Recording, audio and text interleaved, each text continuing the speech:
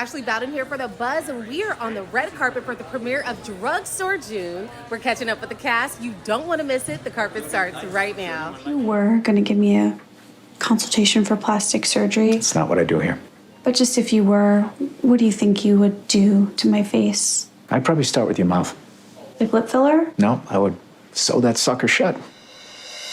Jill would follow you home. Jill would park with the lights down low. Jill would die if she knew. Jill was crazy, but you know too. Jill would... I'm a loser. Your Facebook group is right. I have no life. What did you ever see in this psycho? 1, 2. Oh, I messed it up. I need a coffee break. You haven't even clocked in yet. I haven't been getting paid for any of this. Oh. Give me a double macchiato. I brought you some hot chocolate. Oh, you're interrupting my stream. Okay, bye, June Squad. You would wanna set a fight, she'll fix you with Well, me. thank you, Chad. What? Ew. I heard the pharmacy got robbed.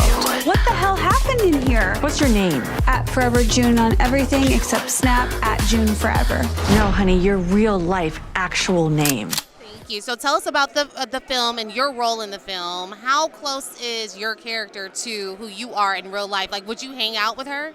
I would never want to hang out with June because she's very selfish and self-centered, and she's probably always just thinking about like what's her next meal and when can she get to eating it by herself. So I don't think she'd be very good at being present and in the moment. Okay. Which would be hard. I heard she takes a lot of selfies and she's really into social media. Yeah, she's kind of like literally everyone online a little bit in a bad way. Yeah. All right, so what can the audience expect from your character, from the film in general? I think to either love it or hate it. Like, I think it's really specific, and I think it says a lot about you if you don't like it. I think that means you don't like yourself and you're not comfortable with your own flaws, because June is very flawed. And that's what I love about her, is she's not ashamed and not embarrassed to be so unlikable. I play the father of a young lady that works at a drugstore, and the drugstore has been broken into, and she decides to solve the crime at the same time as sorting out her love life and keeping all of her social media followers happy, engaged, and fascinated. It's about a girl who's in her 20s, and what it's like to be her age with her generation and in this world. And I just play a father's figure in it. I don't really know much about the movie except for that. I don't know nothing, man. It's made by a bunch of comedy friends, which you don't really see very often. In that, All Things Comedy, our company, which is dedicated to making sure comedians get to make what they want to make, is doing it not just with podcasts, not just with TV shows, but with a great independent film like this one. So it's like the comedy community came together to make this happen, and that's what you're seeing in Drugstore June. I'm excited. I have yet to see it. I'm very, this is my premiere. I've never seen it. Yeah. So tell us a bit about your character in the film. He kind of lives in the bar. Oh.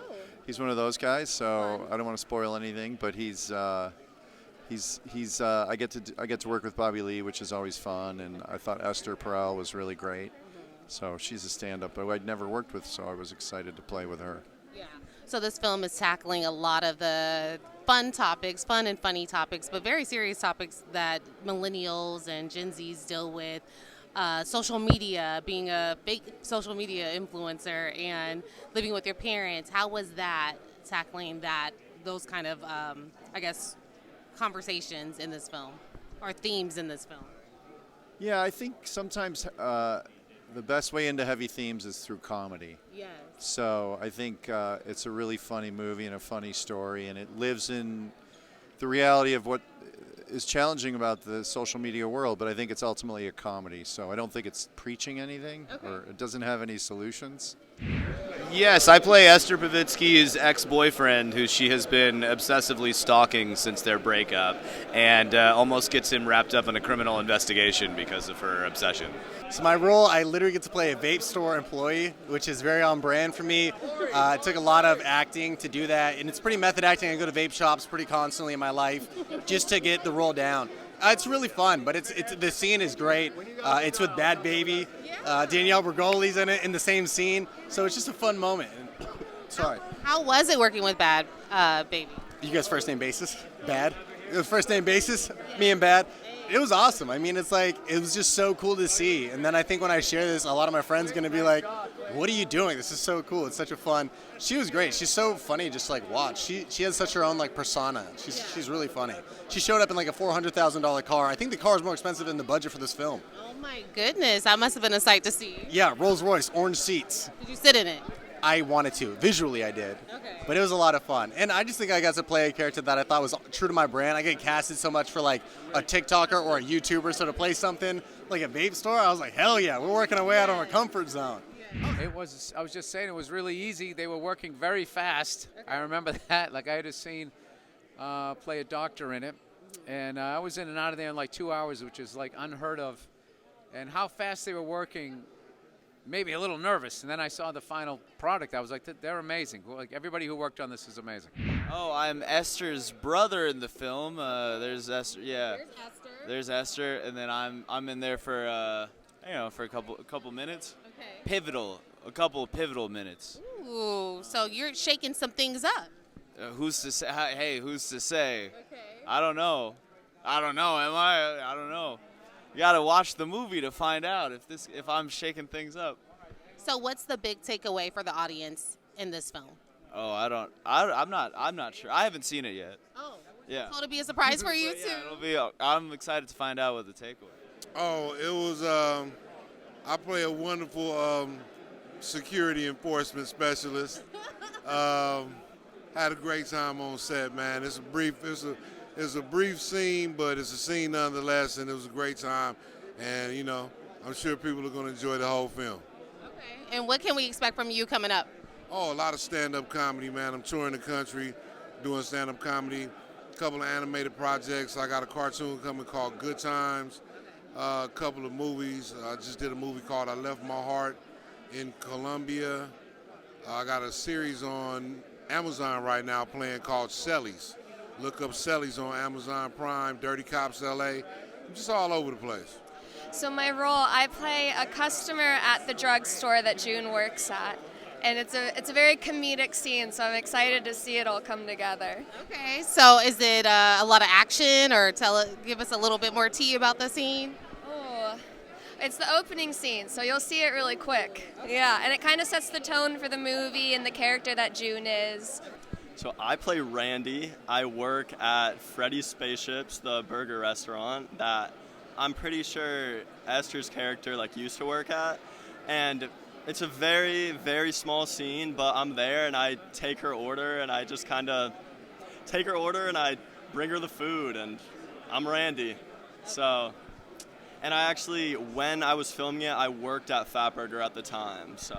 Did you? I did, yeah. Did you audition for this film? I did audition for it, and I think they could maybe see that, they could see the Fatburger on me, so it really just it worked out. Some of the lines that I say in the scene are actual things that my boss would want me to say when I was working at Fatburger. So it was written very well. What was it like working on this film? A lot of the cast tonight raved about how much they loved working with you. They even said one day you came to set in a $400,000 car, which is probably more than the film's budget. How was the flex? How was it every day on set for you? I don't think that was on purpose, but it was fun. Doing the movie was really fun.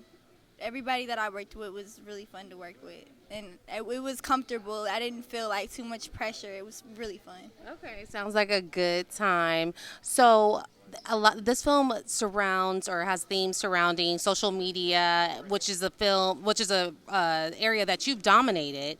So, do you feel like you resonated a lot with your character and with the film? Yeah, kind of. I mean, I do feel like that she definitely had my personality. Do I think I would ever be working in a weed shop, even if I wasn't famous? Probably not. Probably not. But that's probably the only thing that makes me say like. But she definitely had my personality. I think I'm gonna start doing some investigatory work. Y'all heard anything about a pharmacy getting robbed? I don't watch the news. All I do is smoke weed. Do you feel safe here? Gonna have to I'm looking for information. Hey, baby boo. June Squad has a lot of time on their hands. Take it easy. I'll tell you what you want. What are you doing here? I'm collecting evidence. You watch too many movies. You are not a police officer. Help us out here. God, mugshots are so sexy. Can I take this home? No. Twice a day with food.